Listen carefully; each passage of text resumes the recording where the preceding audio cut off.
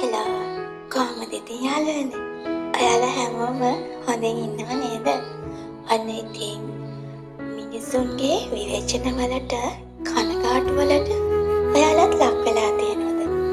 ඉතින් මේ ලෝකේ ජීවත් වෙන මිනිසුන් මොන දේ කළත් කවදාවත් හොඳක් දකින්න නැති මිනිස්සු ඉන්නවා දැකලා තියෙනවද? හොඳක් කළත් නරකක් කළත් කුමක් හෝ විවේචනයක් කරනවා තමයි ඉන්නේ. ඉතින් ඉස්සර කාලේ නම් ඔය සත්පුරුෂ මිනිස්සු හිටියා නේද? අනේ මිනිස්සුන් නම් හොඳ දෙයක් කරාම ඇත්තටම හොඳ දකින්නවා, හොඳ දෙයට ප්‍රශංසා කරනවා. හැබැයි අද කාලේ ජීවත් වෙන මිනිස්සු කරන්නේ මොකද්ද දන්නවද?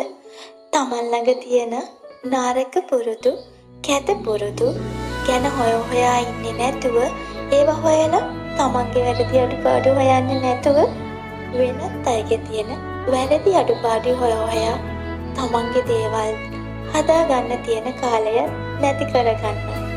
ඉතින් තමන් තුළ කොතෙක් වැරදි අඩුපාඩු තිබුණත් තමන්ට කවදාවත් අන්නේ වැරදි අඩුපාඩු පේන්නේ නැහැ. ඉතින් අපි උත්සාහ කරන්න ඕන මෙන්න මේ වැරදි අඩුපාඩු හදාගෙන තව කෙනෙක් ගමනක් යනවා නම් අනේ ගමනට ශක්තියක් වෙලා කරන්න පුළුවන් උදව්වක් කරන එක. මං හරි නේද? මං හිතන්නේ අන්න ඒක තමයි අපි කරන්න ඕන හොඳම